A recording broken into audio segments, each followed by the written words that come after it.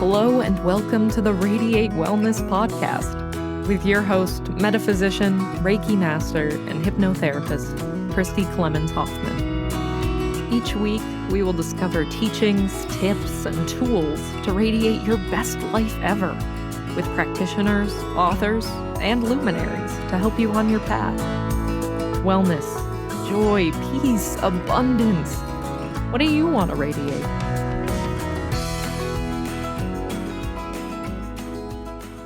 Hello and welcome back to the Radiate Wellness Podcast, where today we radiate spiritual liberation with Wayne Saalman, who is an American expat in Ireland and the author of The Journey Across Forever, a magical provocative odyssey across the ages, around the world, and into the great beyond.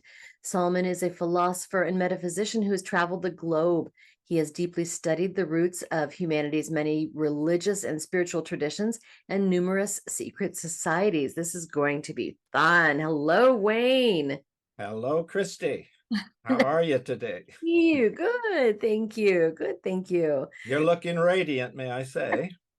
I'll take that. Thank you. I love the title, Radiate Wellness. That's excellent. It's a good attitude to have.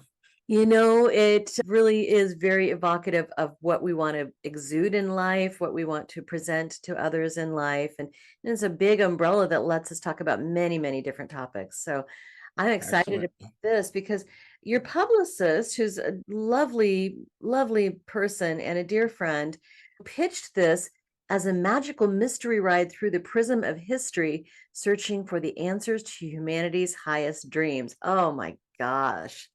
This sounds exciting. You've got a wonderful blurb from Whitley Strieber, who's the author of... Indeed. Have you met Whitley? I have not met him personally, no. I hope to one day, but I've been in contact with him and he offered those words. So That's so kind. feel free to read it if you wish. Yes, absolutely. So The Journey Across Forever, a provocative odyssey. This is exciting. So, and it's fairly based on the UAPs that you saw at ages 11 and 14. Yes, that kind of kicked things off all right. What did that do? What did that change? Well, I started having flying dreams at a very young age, even before those ages. And it seemed like as the years went on, I got better and better at flying in my dreams, but they always intrigued me. And one day I was out front of our house playing ball with my brother, and it was the middle of the day, a very sunny day in Ohio, not a cloud in the sky, when over the roof of our home came this round flying disc, and it was so low in the sky, I could have almost thrown the baseball at it and hit it. Oh my God. It was so low, but it was an unusual craft in that it was saucer shaped, yes, and metallic and silent, but it was more like a shuttlecraft. And there was a railing, or it was like a flat platform with a railing around it. And there was a man and a woman standing at the back, watching, I guess, where they had been instead of looking forward. And we waved up at them and they waved down at us. And then they flew on, and I had no idea how rare this event was or what an anomaly it was, at the time. It was many years later that I realized, why have I not seen another one of these? And now, decades and decades later, I still haven't seen one like it. And so it was quite inspirational in retrospect. And I've since come to decide that these were probably humanoids, because it was an out of this world experience. Like, it was such a unique experience. Did they look like humans and dress like humans? Yeah, I liken it to the kind of the Star Trek outfits that you see. I think they were like brown and had an insignia type thing, but very handsome couple of this man and the woman. And there was, like I said, it was absolutely silent craft, and their hair was not blowing in the wind even. Like, there must have been some kind of magnetic protection around them or something to that effect. My brother and I both noticed this, and we've never wavered in what we saw. We saw exactly the same thing. We had the same experience, and we were delighted. It just looked like the latest exotic technology, which, And this was the early 60s. So there was a lot of cool things coming out at the time, but I've never seen one of these again. oh, that is amazing. And so did that change your worldview? Did it cause you to ask questions? Well, it did, because it confirmed to me that there's more going on than meets the eye, for starters. And I was mentioning there earlier about having these flying dreams, and I was so taken by them ultimately that I wrote my first book, which was a book of fiction called The Dream Illuminati, on Falcon Press. Robert Anton Wilson wrote an introduction to that book. Wow. And it was about living your dreams of flying. So the characters in the novel have personal jetpacks that they fly on, and they live out their dreams of flying. And what transpired as well is that I grew up a Catholic, and I would hear these stories or preachings about Jesus who ascended into heaven, about angels who fly around, and so forth. So I did a very in-depth study of Jungian psychology when I was still pretty young, and all these images of flying seemed to be symbolic of the energy body or the spirit, the soul. And so I made all those connections in the book. I wrote two books at the time. This was 1988 and 1992. I published a second book in the series, and that was called The Illuminati of Immortality. And Robert Anton Wilson wrote another extensive introduction to that. Yeah, that name is a giant in this type of subject. That's It is. amazing. Well, I dedicated, by the way, The Journey Across Forever to Robert Anton Wilson in memoriam, because he has been such a positive influence on me. And he's deceased now, isn't he? He is, yeah. Yeah, that's too bad. Yeah, what a giant. Oh my goodness. So your book, The Journey Across Forever, if somebody picked it up, what can they expect to see in that? Well, there are these personal UFO stories, but I also, like, I met Jim Marrs, who has written Alien Agenda. Jim had a big influence on me as well with that book. That book was the best-selling book on UFOs, apparently, of all. Colonel John Alexander writes the introduction, or I should say the foreword, to The Journey Across Forever. But in essence, the book, it kicks off with multiple chapters on what we've learned from people who have had near-death experiences. So I think what's happening with the information we're receiving from these people is that we have a new paradigm for the 21st century, which is that we do live on, we do journey across forever. And the thing that we learn from them is that everybody is welcome, and they review their own lives. They're not judged harshly or judged at all, really. Typically, there's a being of light who might be likened to an angel, if you wish, who helps you once you make this transition. And you have a life review, which one of the core things I really highlight in the book is that we not only see our lives once again, but we feel everything we felt during the course of our lives. And even more importantly, we feel how we made other people feel. Yeah. So this is the ultimate karmic moment where it all comes back to you. So live a good life. Do not be abusive. Do not be an angry, harsh critic of others and judging others in harsh ways, because all of that is going to come back. And when we experience that, you want to feel positivity. You want to feel good about the life you've lived. So it's all about karma, really, reaping what you sow, as the Bible would say. And so that is where things kick off. I do get into the paranormal then, but I also talk about things like music being a transcendent medium. Mm-hmm. I talk about my influences. The Beatles were a big influence on me, Bob Dylan, the beat writers, Jack Kerouac's On the Road was a huge inspiration to me. So it's like that. It hits on a lot of fronts, let's put it that way. That's just it. It does. And so, because you get into Aboriginal dream time, you get into consciousness, all of these different topics. So, what is your common thread there, Wayne? What ties that all together? What ties it all together is that I think we're on this earth living the lives we're living in order to become spiritually enriched. So whatever enriches your soul is going to be personal to you. This book reflects, you might say, the travels and the adventures I've had during the course of my life, which I feel now, many decades into it, that I feel just so enriched by all the experiences I've had. Like you say, I lived in Australia, so I did have an experience with the Dreamtime Power Stone, which makes a very interesting story for people to read.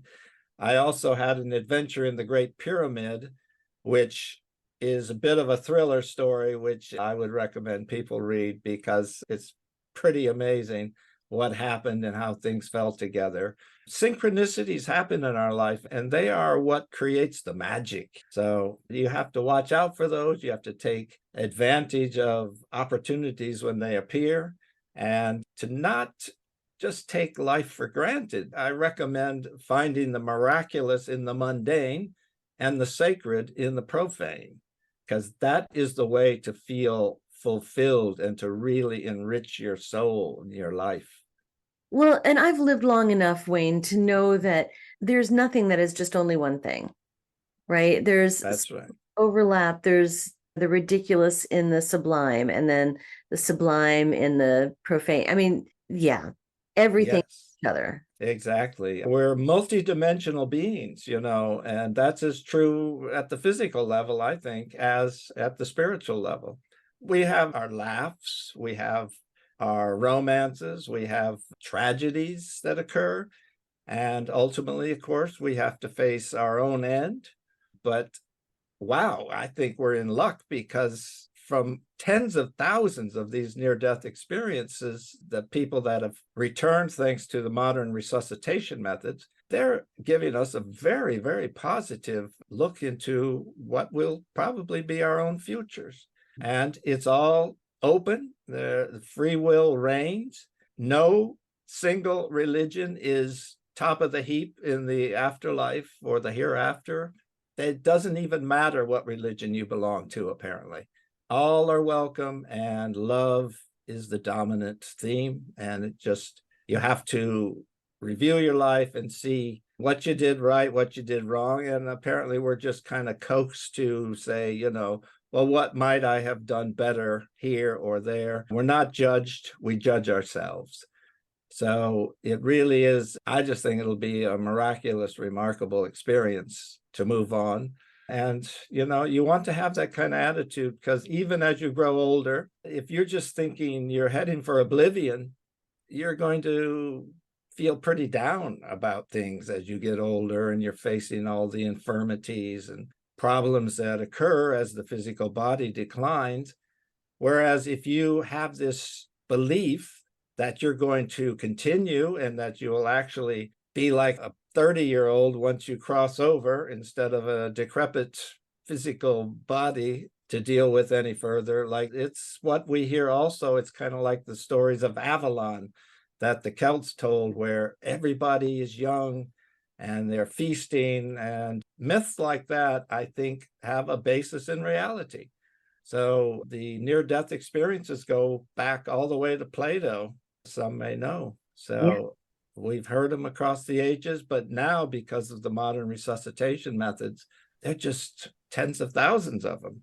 And I would recommend people, read my book, The Journey Across Forever, because it's full of inspirational information having to do with that. Oh, that is wonderful. Now, recently I interviewed Raymond Moody, who is the premier researcher on near-death experience. And you're right. Now we hear about them so much more frequently, and they're so common. And we know so much about what we can expect. Of course, none of us knows precisely what we expect, because nobody's really crossed over, but they've just dipped a toe in. Exactly. Yes, Exactly. Raymond Moody, Colonel John Alexander, who wrote the foreword to my book, he actually has a PhD Mm, in that particular field. Like he studied under Elizabeth Kubler-Ross, wow. and she, of course, knew Raymond Moody, and Raymond Moody's the one whose book Life After Life kicked the whole thing off. But now there's scores and scores of these books having to do with the near-death experiences. So I do think it creates a 21st century paradigm, really a more, eternal paradigm of the way things probably are. We like to think that we're going to continue. I think it makes for a very positive attitude, if nothing else. Right, exactly. And takes the fear of death out of the equation too. Yes, exactly. And that's huge. Oh, That's huge. we can have some peace about that and know that we go on. Yes, I'm also going to be interviewing Eben Alexander, Dr. Eben Alexander, coming. Yes. So very exciting. There are so many people who've had this experience and give us information, bring back information, I think, about consciousness itself, which your book is full of information about consciousness. And Yes, I've studied Buddhism very deeply, and I think the Buddha was talking about consciousness primarily and how the world that we subjectively take in is something that is also a projection. So, the teaching there is things don't exist from their own side, only a few things, but consciousness is one thing that does exist from its own side, which it's an eternal Mhm. mystery, but it's underpins everything. I mean, without it, who cares, right? You, Right. you wouldn't even have a reflective thought if you didn't have consciousness. One chapter I wrote is called Proof of Consciousness, which is where I get into these savant syndrome people who just astound us when they are able to do things like mathematical things that just make no sense to anybody that is just who's gone to school and like, okay, it's time for math.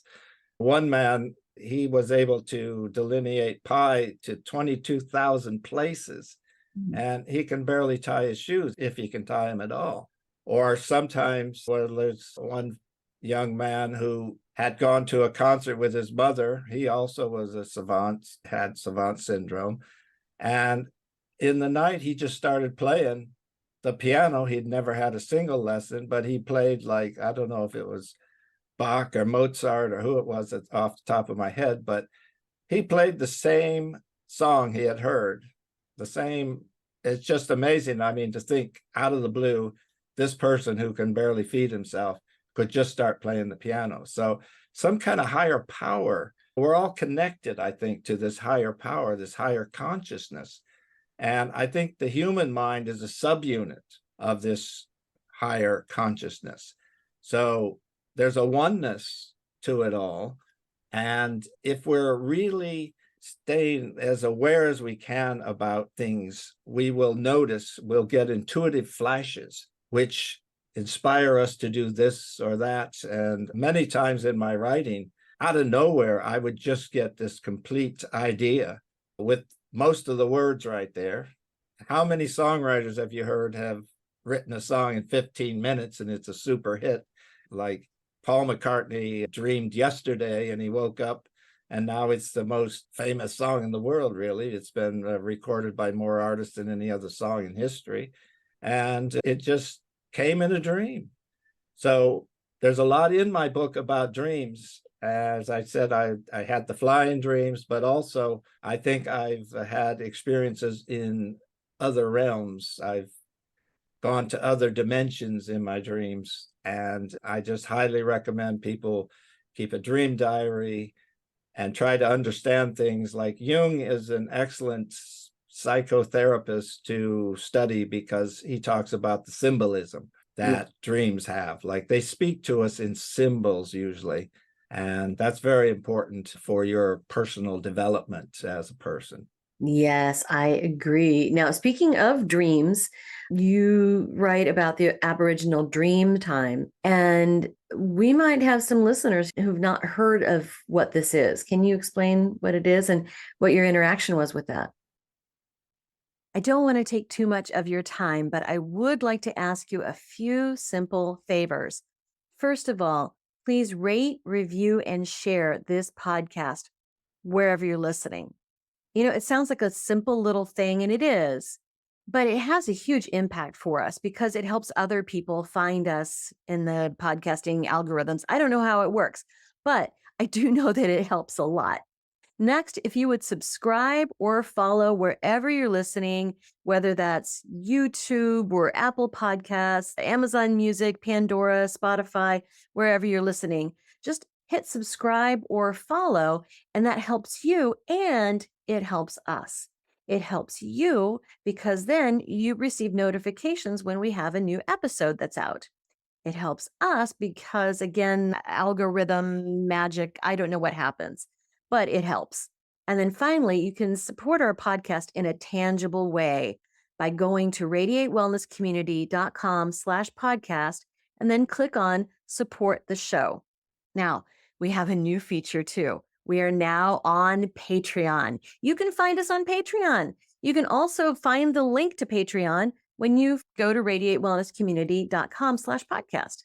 So on Patreon for $3 a month or $5 a month, you can support your metaphysical and spiritual growth. You can learn about upcoming guests and you can get early and ad-free versions of the shows. So please support us. This podcast is free for you to listen, but we have costs, and quite frankly, they come out of my pocket. So if you like this content, if you get a lot out of it, please see what you can do to give back. Thank you so much. Yes. The Dreamtime is the Aborigine people of Australia. I think most people know they were pretty isolated for most of humanity's history. Some think that the Aborigines may be as much as 40,000 years on that continent. And they say that we come from the Dreamtime and then we return to it when we die. Mm-hmm. Now, the experience I had, I'll tell in brief, was quite amazing because I was on a holiday in Perth and I was living in Melbourne at the time. This was in the late 70s. And I was driving across the land, and it's really huge. The Australia is as big as the continental US. So it's a huge landmass. To drive across it takes days. I was tired at one point, and I just took a random road down to the ocean, said, all right, I'm going to set up camp. I'm going to take a break here and just relax for the afternoon. I had one more full day's drive to get back to Melbourne. So I went exploring, and there was this cave right at the water's edge, which I just peeked inside and I thought, oh, this what's in there, like you do. But I could see sunlight. So I thought that was a bit mysterious. I said, sunlight. So I crawled in. I had to get down on my hands and knees to crawl in. But basically, when high tide would come, this was a blowhole. So it had a hole in the roof of the cave. Oh. But in that patch of light was this oblong stone with crisscrossing bands on it, about as long as my forearm. And I'm an avid collector of rocks and shells and things. So I was really intrigued with this. I said, this is a really cool stone. I thought that it had been rolled in the surf for thousands of years, probably. And that's why it looked as it looked. And maybe that's true, but there was a lot more to it, as I was to find out. Innocently, I took the stone and I drove back to Melbourne the next day and got there in the late afternoon, took a shower, sat back on the bed to read a book. And at one point I looked up and the room was full of mist, like the whole top of the room, around the ceiling and the light that was hanging in the middle of the room was all misted over. And I was really perplexed by this. But then I noticed a spinning spiral near the old Victorian fireplace. Now, the stone was actually laying on the floor there in the bedroom. Mm-hmm. Now, there was a clock beside the bed. So I looked at it. I played with the lighting to see if I was imagining seeing this spiral. the spiral was large. It was like as long as my leg or something like it. It was sizable spiral, and it was just spinning there. Now, for over an hour, I kind of communed with this spiral, wondering what it was, but kind of had the idea that this was a conscious entity of some kind, because at one point it came toward me and spun around inside me like it was checking me out. Oh my goodness. And then it backed up by the fireplace again. And like I say, for over an hour, I experienced this. And then a car engine outside the house fired up at one point, and this spiral started crackling with energy, and it shot up through the ceiling. Wow. And in an instant, the mist cleared. Now, what happened subsequently is interesting as well, because some Australian friends came over a day or two later, and they said, I think you've got an Aborigine artifact here. Oh, So I'm going, oh, and they're like, it's illegal to take these, to move these from where you find them. right. But I had innocently taken it. So I felt bad about that. But at the same time, like, what are you going to do? What happened has happened.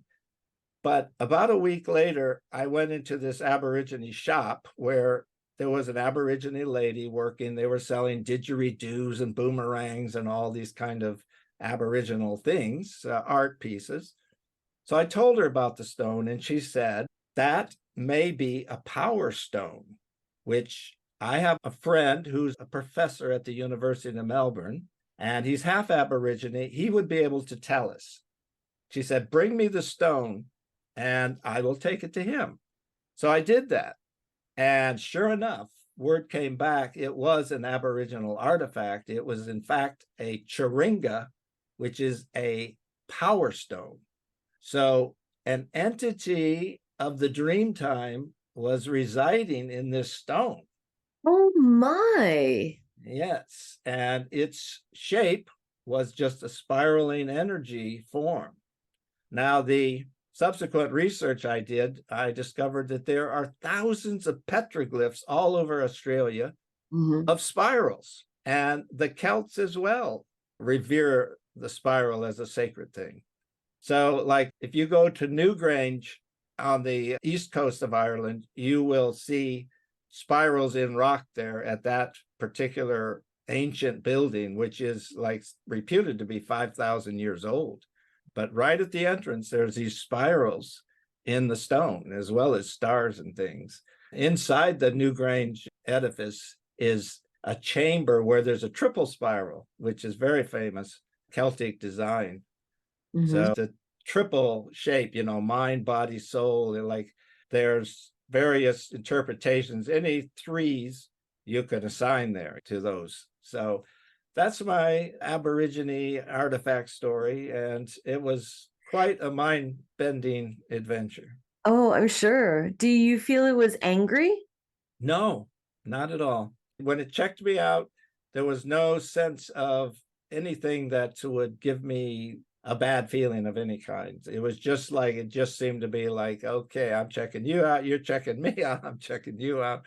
But at no point did I feel any fear or any kind of negative vibration of any kind. Good, right? Because But it really does make you think, or make you realize when you experience something like that there are non-physical entities for real, discarnate figures, and it could be related to the afterlife. Perhaps that's the form we take once we depart the body. Who knows? DNA is fairly spiral shaped, right? So I make a lot of these connections in the book and talk about those. Yeah. Yes. I mean, you really do outline so many of your many experiences. You write too about religion. So, Yes. like traditional, like Christian religion. Well, I grew up a Catholic, as I said, and whatever your earliest upbringing is, you're going to be acculturated into a certain way of thinking. And if we want to really use an even tougher word, we're indoctrinated into a certain way of thinking. And that's fine. I think it forms a foundation. And like I always loved the beauty of the church, the stained glass windows and the statues and the angels painted and all of that, the music, it's all very celestial, right? And I appreciate all of that, but I think in the Middle Ages, things got out of hand. Well, it probably started with the Emperor Constantine when he assembled a group of men, I think 432, or I'm probably going to get that date wrong right now, but it was back in those days, might have been 425 or something. And they basically created Christianity in the form that we know it nowadays. The way that we know it. But well, things the Dark Ages really took things to a very negative level. So I talk about spiritual liberation because I don't think those fearful stories of hell and sin and all of this are real. I do not think they're real. We have these descriptions of the afterlife now, which I think are very much a heavenly kind of situation. And you would have to be the worst of the worst to not have a positive experience upon crossing over.